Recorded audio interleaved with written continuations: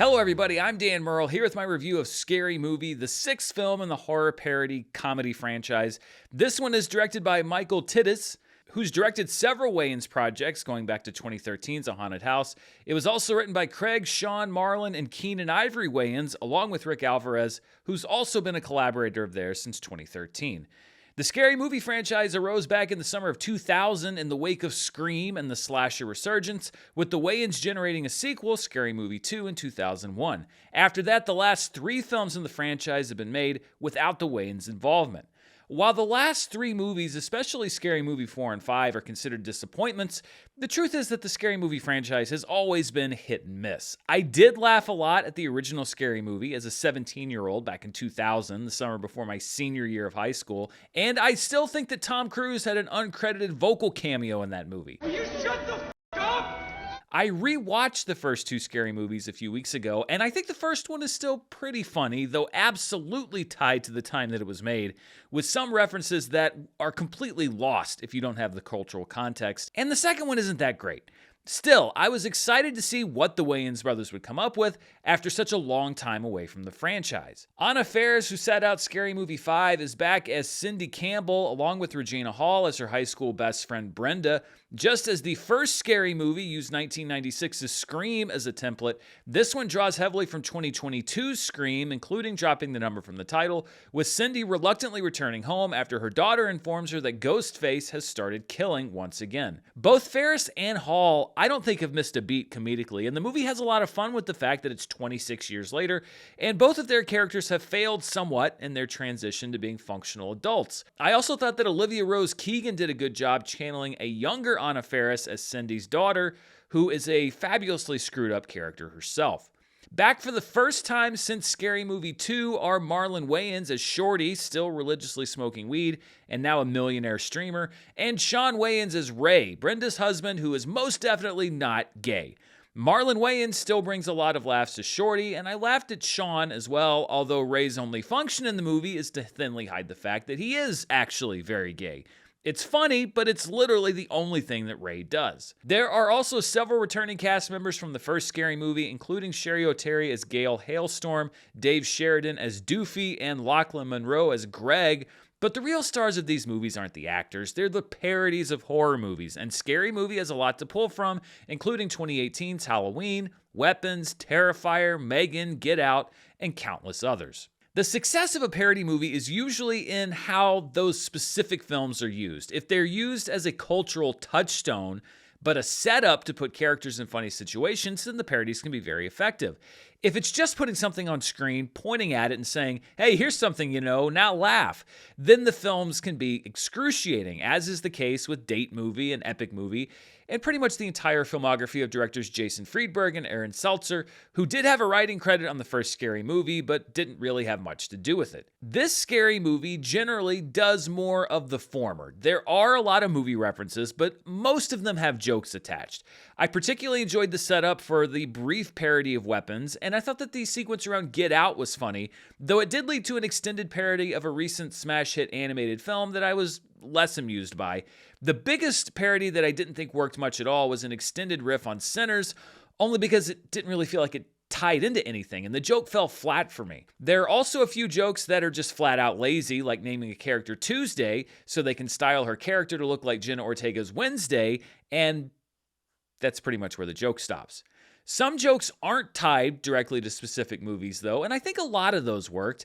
It's odd to me that the marketing for this film led with the angle that this was going to be a no-holds-barred skewering of woke culture, for lack of a better word, because those jokes really weren't a huge part of the overall movie. There's the pronoun gag, which was featured in the trailer, and there's a brief scene involving a transgender teen, but that's about it. I don't think that these were the strongest comedy bits in the movie, and definitely not what I would have built a marketing campaign around. I actually think a lot of the promotional material around this film was built around some of the worst jokes in the movie, including a riff on Michael, starring Kenan Thompson, that is painfully unfunny, and capped off with an admittedly pretty good punchline.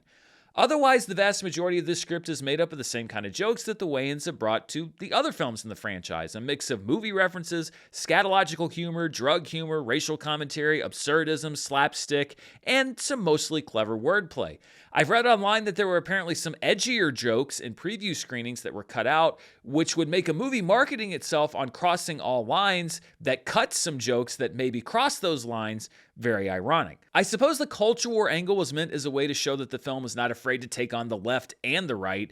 Regardless, I don't think anybody's in danger of being canceled over anything in this movie. Trying to cancel a Wayans brother over jokes in a scary movie would be both pointless and missing the point.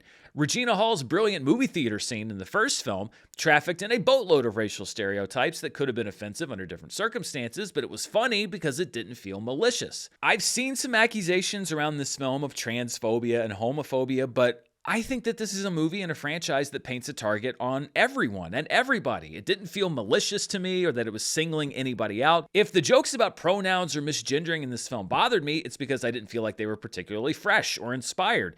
Not that they shouldn't have been made at all.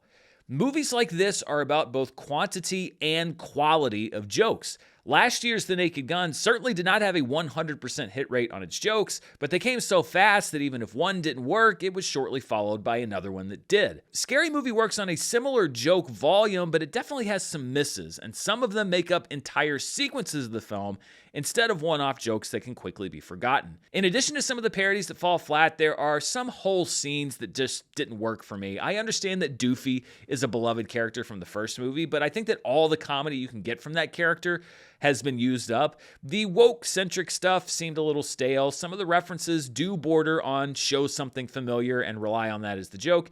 And the heavily promoted return of Chris Elliott as his character from Scary Movie 2 is given one random scene in the film, then shuffled off to the end credits where it isn't really funny anyway. But there is a lot of stuff that does work. It may surprise some people who seem to think that I have no sense of fun, but ridiculous, absurdist humor might be my favorite kind of humor, and the Wayans are actually pretty good at writing those kinds of jokes. There are also some funny meta movie references, some deep cuts that I liked, a good old-fashioned background gag involving Final Destination that really worked for me, a fun opening sequence featuring a recent Oscar nominee, several quick-hit jokes and one-liners that had me laughing, and an ending that paid tribute to both Scream and Scary Movie by descending into a full meta dissection of the parody franchise using the tools of the horror franchise. It was actually way more clever than I expected from a movie that also includes Anna Faris fighting a knockoff Ghostface with rubber dildos. While almost every other genre's success is measured by mostly emotional reaction, comedy,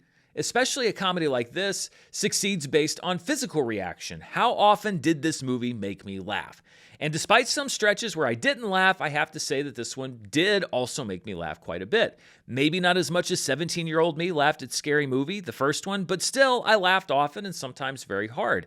The hit-miss ratio doesn't always work in Scary Movie's favor, but it does hit enough that it's right in that range on my scale between it's fine and it's good. Ultimately, the misses are too frequent and the big hits are too spread out for me to bump it up into its good range. It starts strong and ends strong, but it's too scattered in the middle, so it does settle into the upper tier of it's fine. However, given how much many other critics seem to hate this movie, I suppose I find myself in the minority on both new big releases this weekend, but hey, that's just how things work out from time to time. Whenever somebody says, I don't know how to have fun at the movies, I'll just point them to Scary Movie 2026 so they can be upset that I did have some fun at this one. So those are my thoughts on this new Scary Movie. What do you think? Are you heading out to see it? Have you already seen it? Let me know down in the comments below. And as always, stay tuned right here for the latest in movie news, reviews, box office, and more. Until next time, stay safe, and I'll see you then. Bye.